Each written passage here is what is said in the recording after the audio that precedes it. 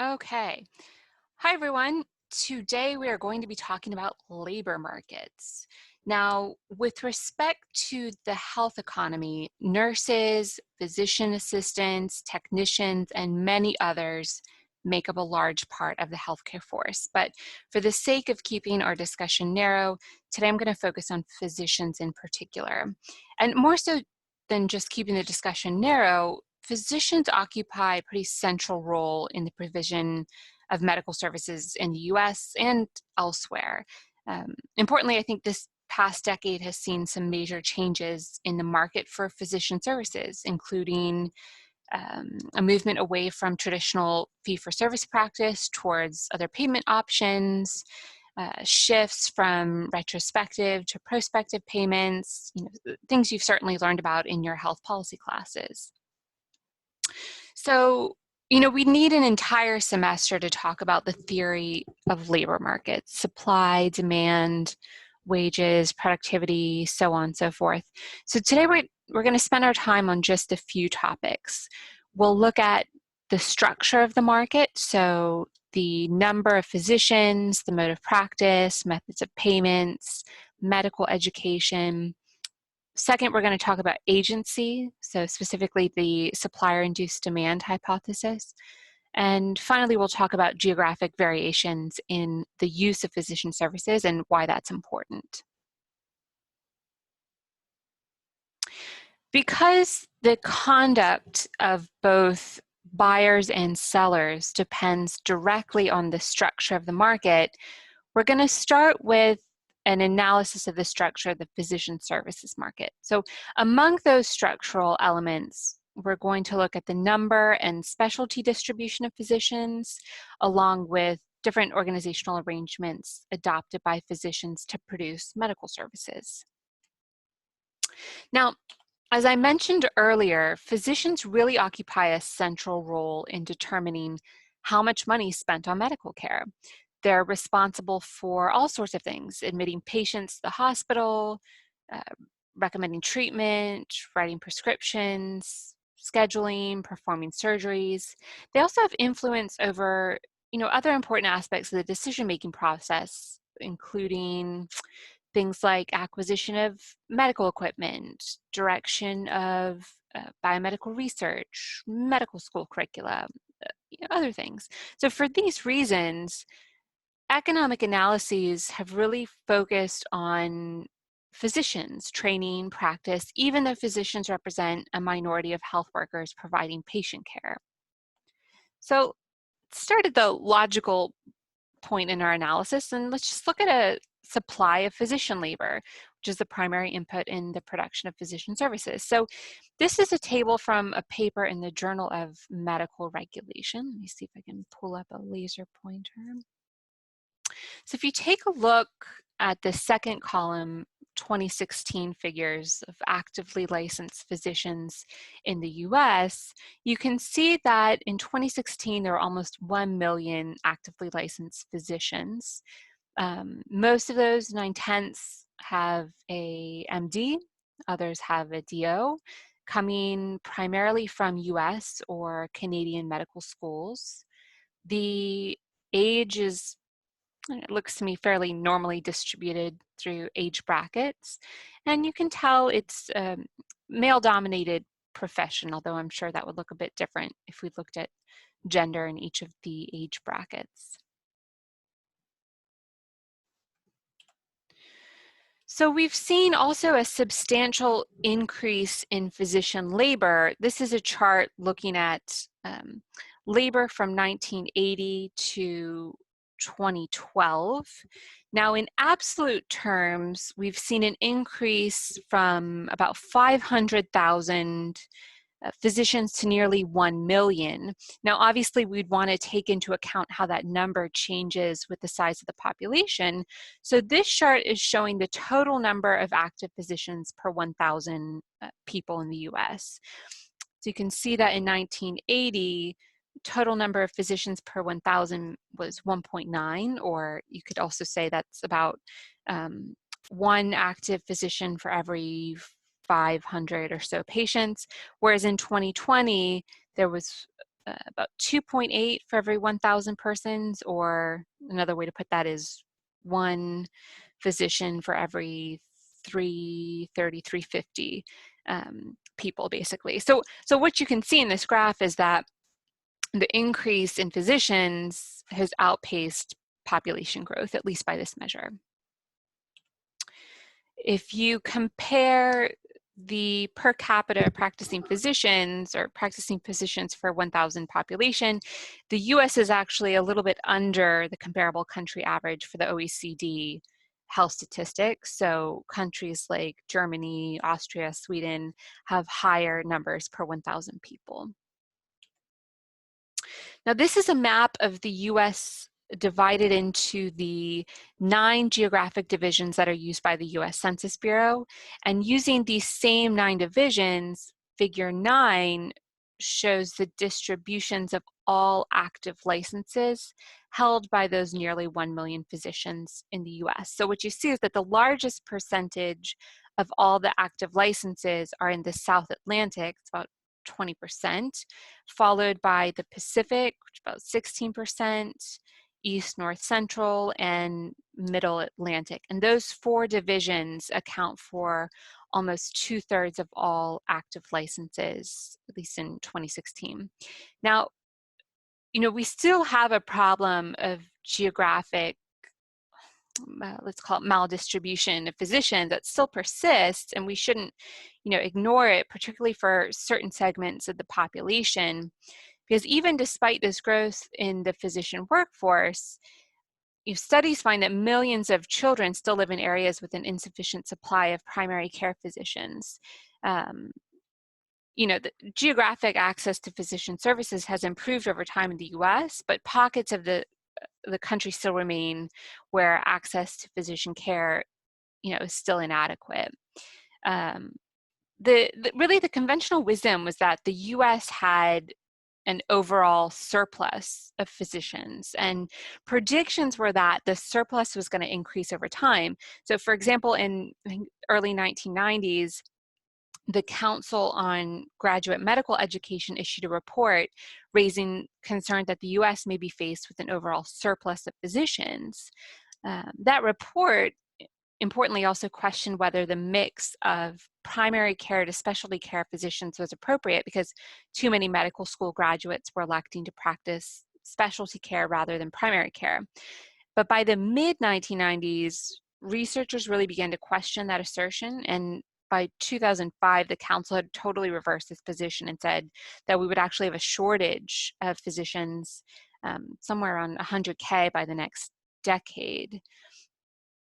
So that point about the number of physicians providing primary care in the US, and kind of the geographic distribution of primary care in particular, primary care, at least as it's defined by the AMA, includes family practice, general practice, internal medicine, think OBGYN, so obstetrics and gynecology, and pediatrics, but obviously would exclude subspecialties within each of those general specialties.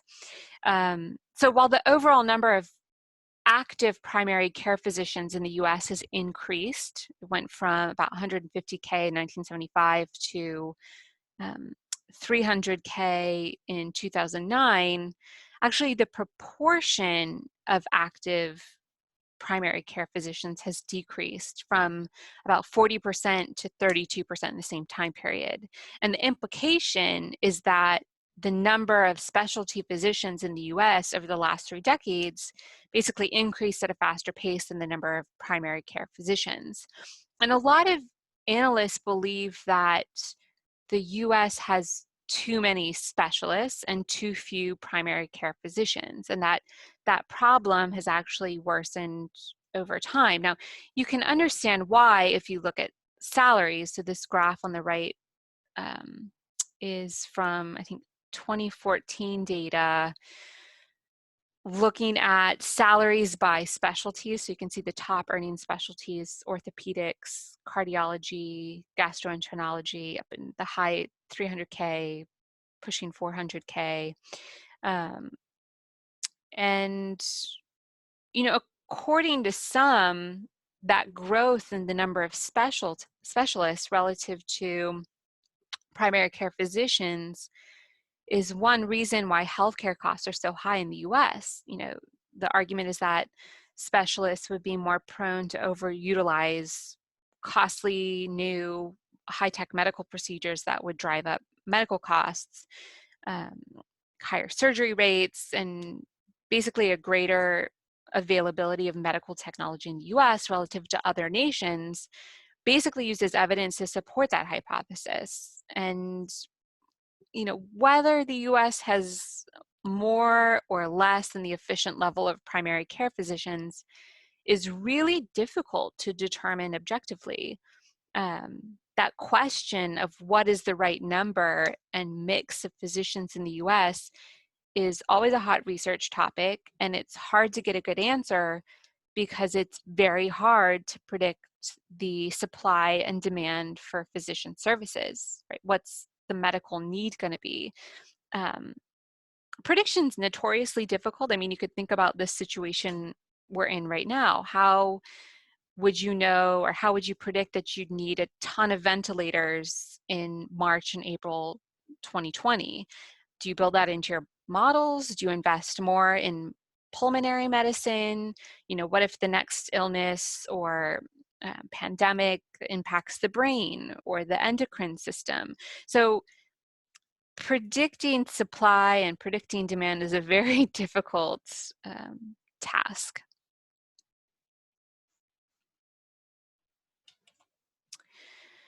Now, the mode of practice in the physician services market has also changed significantly in recent years.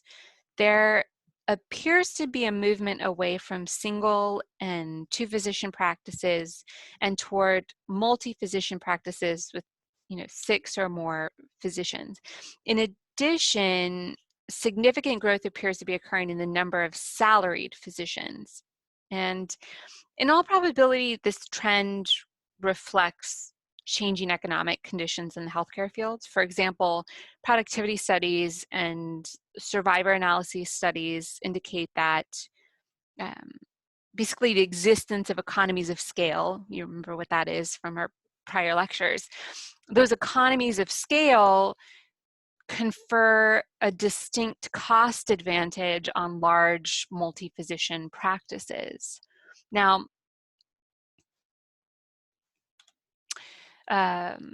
if you review the methods of remuneration, it provides a little bit of insight into the number and types of buyers of physician services themselves, and to the extent to which any one buyer or group of buyers can exhibit some degree of market power.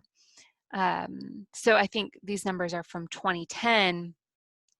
About 38% of all expenditures on physician and clinical services came from the government sector, with 58% of that being made up by Medicare. That's in sharp contrast to the market for hospital services, in which the government sector accounts for nearly 70% of total revenues, right? So that's, if you look at the private sector, 62% of revenues coming from non-government sources. And of that, 75% from private insurance companies, 15% out of pocket, and 10% from other private sources.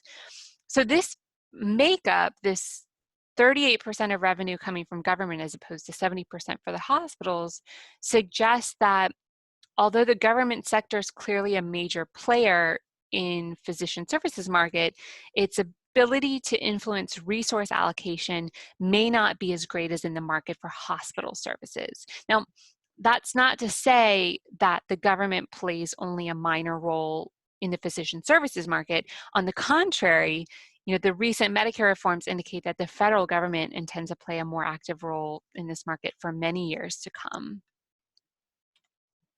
Now, this is just a quick refresher on payment methods. This comes from Understanding Health Policy, the Bodenheimer book. I think you all read it in your intro to health policy classes, and I'm going to assume that you'd covered payment types in your intro classes. If not, we'll talk about it when we meet in person or on Zoom.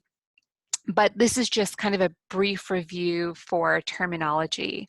Now, methods of payment can be placed along a continuum that extends from the least aggregated unit to the most aggregated unit. And the methods range from the simplest, so one fee for one service rendered, to the most complex, so maybe one payment for many types of services rendered, with many variations in between. So to review, a fee-for-service payment, this is where the unit of payment is the visit or procedure. So the physician is paid a fee for each.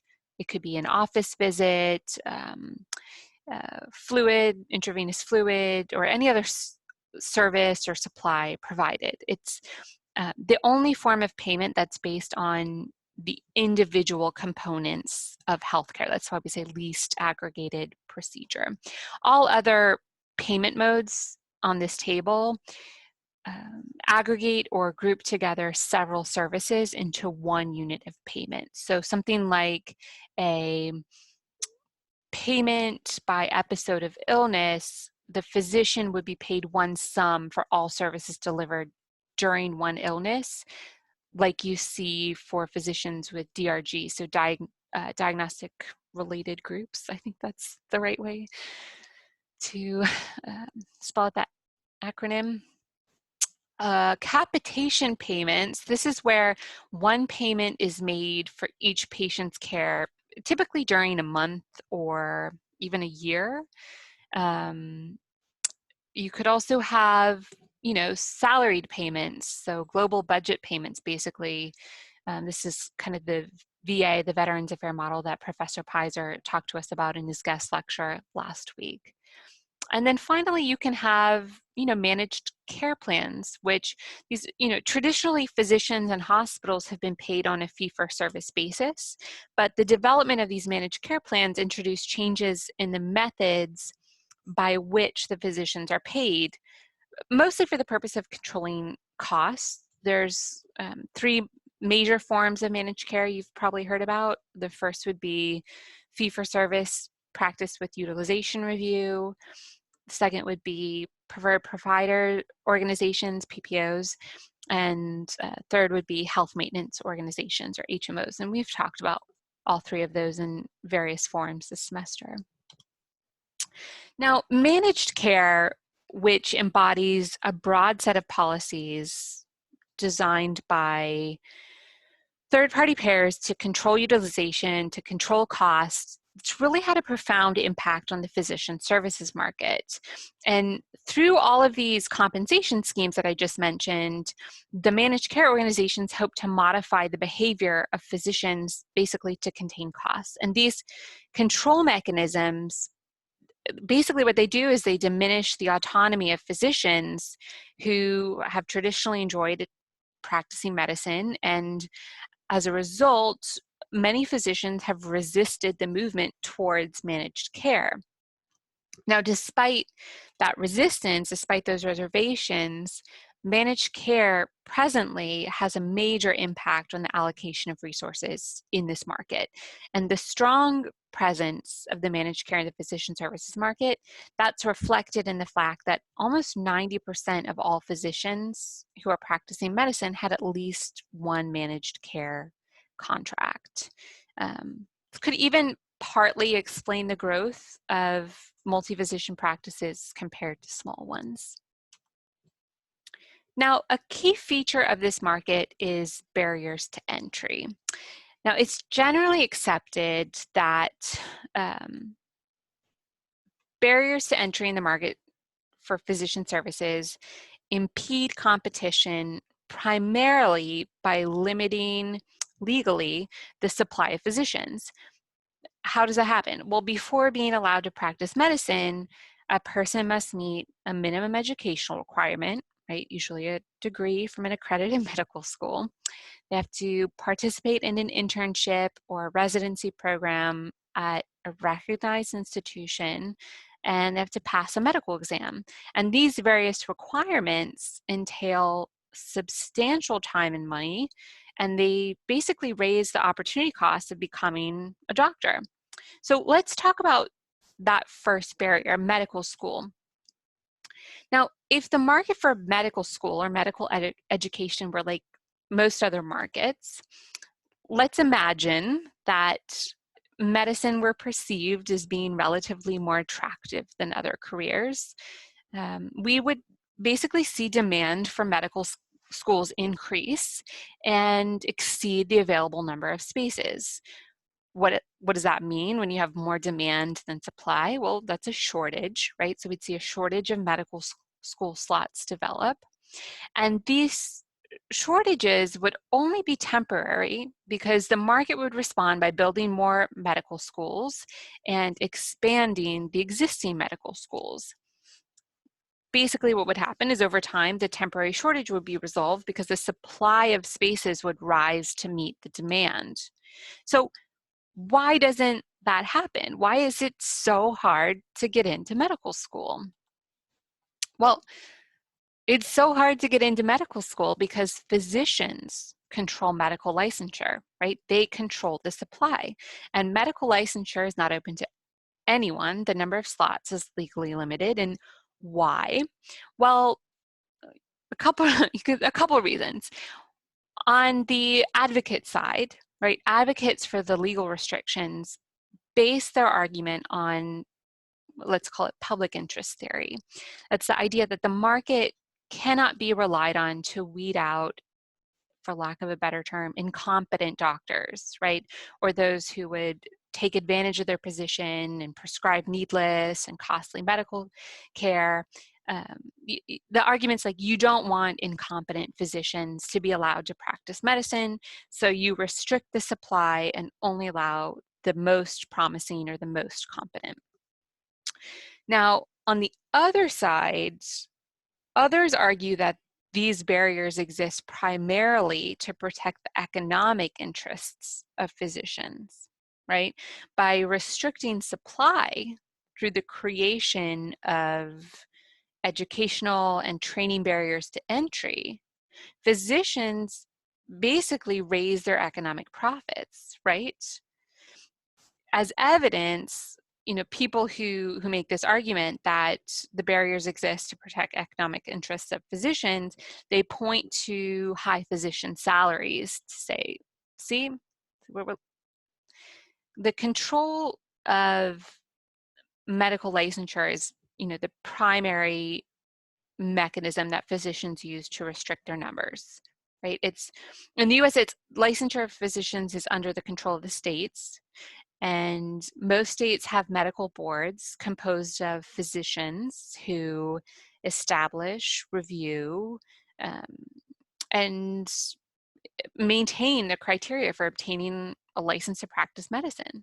And the fact that these requirements control the process of becoming a physician rather than encourage the maintenance of medical knowledge has been used as evidence to support the special interest interpretation of these restrictions. Now, tuition actually represents a small percentage of revenue, and public subsidization represents a high percentage. So this is the percentage breakdown of medical school revenue, 2001, 2002. So what you can see is that tuition and fees only constitutes 3.3% of medical school revenue.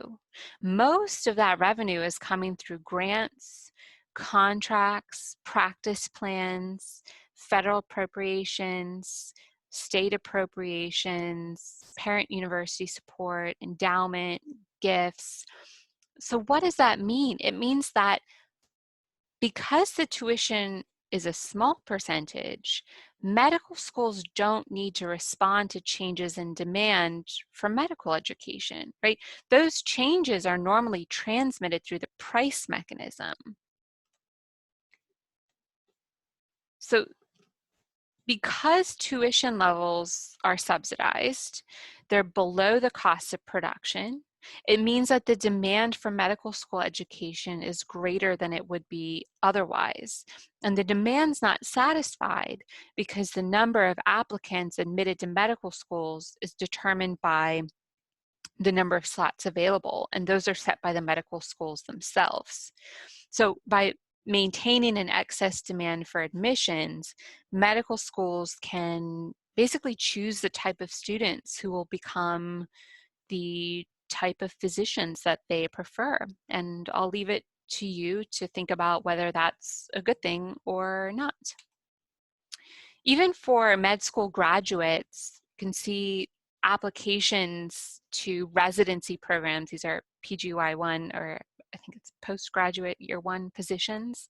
The growth in PGY1 positions is really outpaced by the growth in the total applicants for those positions. So you can see supply and demand.